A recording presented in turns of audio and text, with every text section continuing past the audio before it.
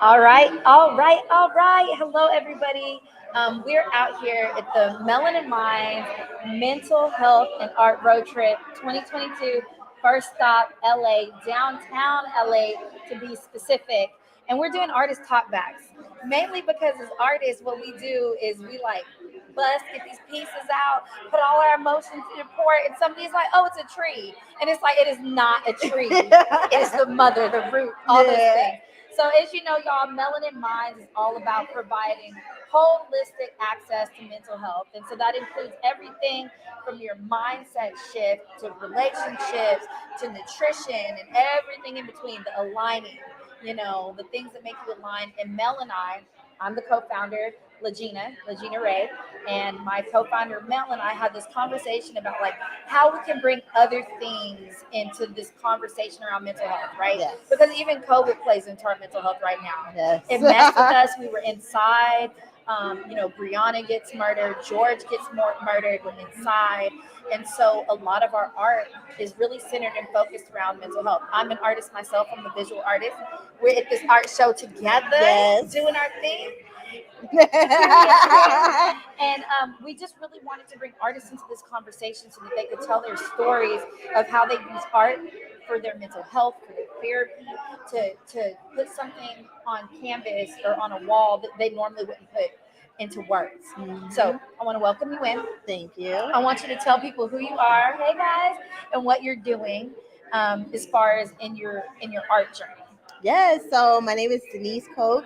My artist name is Dayla Snoop, and Yes. I am a visual artist, digital artist, but I also make my work come to life through augmented reality. So essentially, because I'm an animator, I'm able to animate all my pieces, put it through an augmented reality app, and it's able to bring virtual pieces into the real world. Okay. So that is a little bit of what I do. I'm also a professional graphic designer.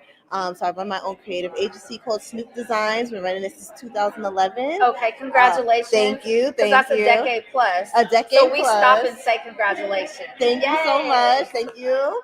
So we just had a big art show Okay. back in July, but now we're trying to expand and just bring other people into the virtual reality world. I love that. And as y'all know, July is Minority Mental Health Month. So we have our Melanin Minds Mental Health Conference every year. And I say every year because second year doing it, right? Big stuff, yay. And to celebrate minority mental health because May is Mental Health Month. Mhm. And in there's mental health for mothers and maternity and everything. But minority mental health and the things that we particularly go through. And a lot of people don't even know that July is that month. So we do our mental health conference that month. And then we have learned through learned experience and our own mental health suffering that we don't do anything in August. August is like, let's stop. And then we come back in September and we started taking this Melanin Minds road trip. This is our first year. This is our first stop, LA, downtown LA. And we just really want to, again, like I said, bring artists into this conversation. Yes. So I'd love to know some of your journey in mental health and therapy, all those things that people say that we don't do and that we're not transparent about. But I mean, when I talk about, girl, I'm about to, okay, I'm going there. Okay, I'll see you later. Yeah. Like, you know what I mean? And it's not a faux pas anymore. So tell us about your mental health journey and how it ties into your art. Yeah, so I call myself like a first generation mental health person because Okay. I'm one of the first people in my family to go to therapy. Good job. Okay. I've been working for a very long time since I was like 13 years old. I have constantly kept a job, worked through college, worked through many different jobs, Yeah. different companies, and I just never really took a break. And unfortunately, it made me burn out. So what I was noticing is that I had a very bad artist block. I wasn't creating for like months at a time. And I was like, I need to kind of like talk to somebody about kind of what I'm going through. So I started going to therapy in 2017. I got a therapist. I'm originally from New York, and so I got a therapist back in New York. I hear Yeah. it. When you got your first therapist, Yes. was it like a one and done? Because I mean, that's something that I've gone through is that like I need a therapist. We all talk about it. Y'all can join that tribe of, hey, Legina, do you have a therapist yet? Please ask me. But the first time I got a therapist, I ended up being on the couch and she wanted to hang out. And I was like, and it set me so far back. Yeah. So I know a lot of people are always worried about like, what does finding a therapist look like? So was it just like one and done? You went in the yellow Well, page? Oh, I just dated yeah. myself. So But I first went to therapy when I was in college because I was going through something, and I just started crying because first of all, me crying in front of people it's very I don't like doing that. It could be just how I was raised. My family's Caribbean, they don't do that. So when I went to my first therapy appointment, I did the tear thing, and I was like, I ain't never doing this again. Like, I ain't gonna be out here crying in front of random people. So I actually didn't go back until 2017 when I was a little bit older, and I was working back in New York, and I was super stressed out about work, stressed out about family. New York, you get seasonal depression because it's very dark and gloomy, which is why I don't like June gloom out here, because I'm like, I left that for a very specific reason. And then that's when I started to stay more consistent with my therapy journey. Also, what a lot of people don't realize is that when you do go to therapy, you got to pay for therapy. And if it's not covered under your insurance, or like the therapists that are through your insurance are absolutely trash, you're not going to want to go. So it does take time to like find people to like go to therapy, you know? yeah. And you got to date your therapist. So it's like I had to go through, even when I was coming out here to New York, Yeah. and peak COVID, you couldn't find not a single Black therapist in the state of California. Like, my current therapist was booked out for a year, so I had to literally wait a year to then get her as a therapist. And then that's when I kept going with my therapist I have today. I personally like going to therapists that laugh and joke with me. I take them very seriously because they will check it's just me, the vibe, though. but it's the vibe, Yeah. and that's what works for me. There are people who need somebody that's a little bit more serious, but I didn't really want to do that. And then there's more like faith-based therapists that I'm not. I'm spiritual, but I'm not really religious, so that wouldn't work for me either. Yeah, you know, I love that you say like you have to find and date your therapist. We talk about that at the conference. It's one of the things, like, so main stage, we be kicking off our shoes and everybody's out there. But we talk about the fact that, like, when you said the insurance thing, you don't have to take the person the insurance tells you to. You don't have to go the first person. Like, if I'm like, oh, I like her look, you look fly, by the way, but I love her look, and I'm gonna go to her, and then I get in there and I'm like, no, she's not my vibe. I don't have to keep going to her. If you're my therapist, I can be like, do you have kids? Do you like kids? I don't have kids, but I like kids. So if you don't like kids, I don't want to. You know what I mean? You can have those whole conversations. And we talk about like not having to accept the first thing just because traditionally, not anymore because we're doing this, but traditionally, like, it's like take it, be appreciative of it. And that's not the conversation anymore. Of course, we're appreciative. We're alive. We're humans. We're living. We know who our ancestors are. We're celebrating all that stuff. But that doesn't mean that the first thing is the thing we need to be appreciative of. Yeah. So I love that part of your journey. I love that you're open about telling it. And we even have a part of our conference where we talk about breaking up with your therapist after that journey is done. Like, you may need the next person. I think right now in my life, I need like an old person that's like, listen, baby, shut the fuck up. Stop. Because, you know, I can dance around some words like radio podcast all day. So if it's a young person, they just, don't listen to me. Tell me what I need to do better. Yeah. So, okay. So you're an artist. Yes. And we're sensitive about our shit. Yes. But not really. And like with my art, it's therapy. And I always want my art to find a home, right? Tell us about this piece, what it means to you, how it's tying into your journey in mental health, and even the medium behind it. All right, so medium first. This is digital illustration printed on canvas. It's also augmented reality, so if you do scan it, it does come to life and it moves. And the story behind this is called I Wonder. And I do this mainly first because there's not a lot of Black characters in animation, children's books that are in a positive light. And I just want like Black kids to be kids. Like a lot of the times, like just let them be kids. We don't gotta be Leave like alone. standing and protesting all the time. Like sometimes, you know, I want the innocence in children because I think that like I had a good, fairly good childhood when I was very young. So, and I feel like that also helped to my development as an adult in the sense that like I was able to experience so many things in life, and so that's what makes me such an outgoing person.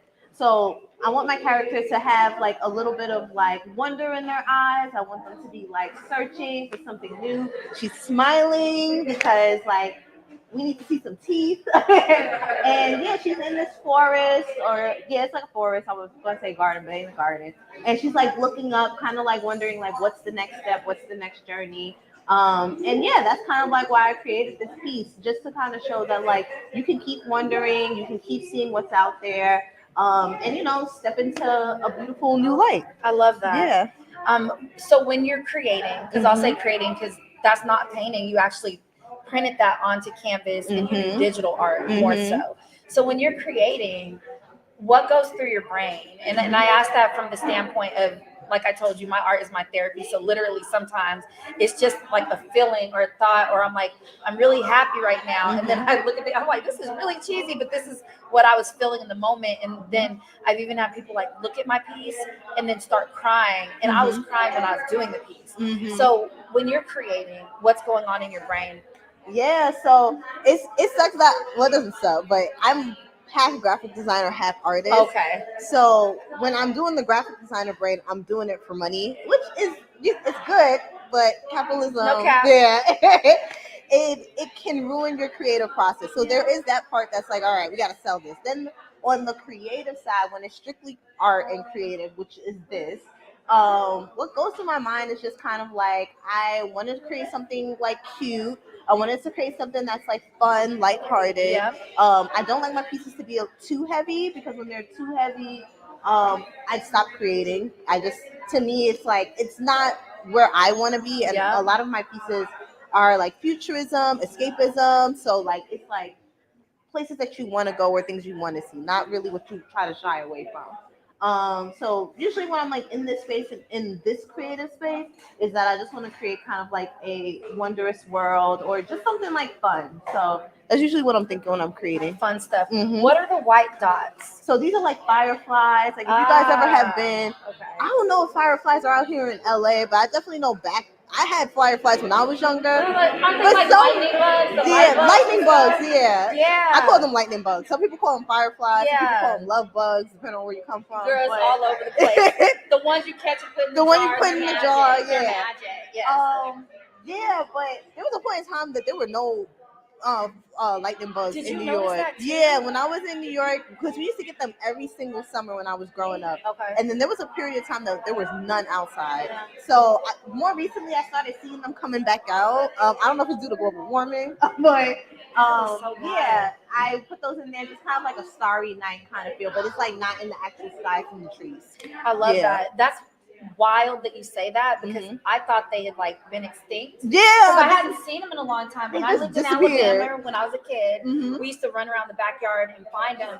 And if you think about it, like nostalgically, all the audience in here is like, yeah. But I didn't see it for a while. And maybe in July, I was sitting in my backyard and I was like, I was doing what I do in the backyard out at night. But I was like, okay, look down, look back up, and I'm like, oh my god, do you see? Yeah. Those are lightning bugs, whatever, light brights, whatever, fairies, all that. So that's amazing.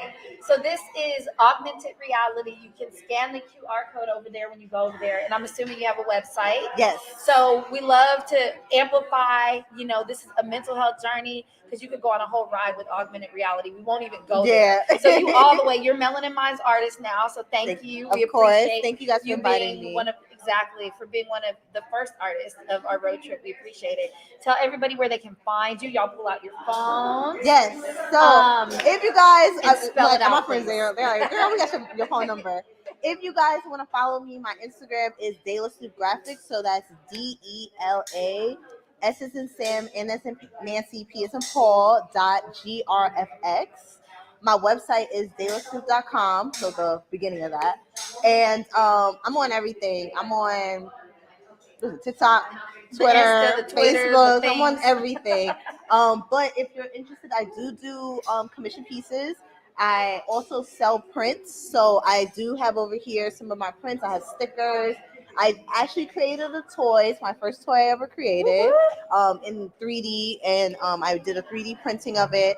And some of my pieces also do the same thing in augmented reality as well. So would love to connect, and I respond to DMs. So if you follow me, just shoot me a DM. I will answer you and be like, let's chop it up. If you're interested in getting into like the AR VR space and want to like transform your own pieces, you can also reach out to me as well. And then I'm also a professional graphic designer, so graphic design needs, I can do that all day. Hey, come through. Yeah. All right, y'all. Well, this is our second talk back for the Melanin Minds Mental Health and Art road trip 2022, first stop downtown LA.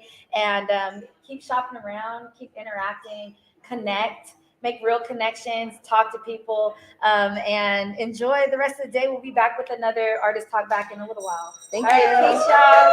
Bye. Thanks, girl. Yes. Thank you.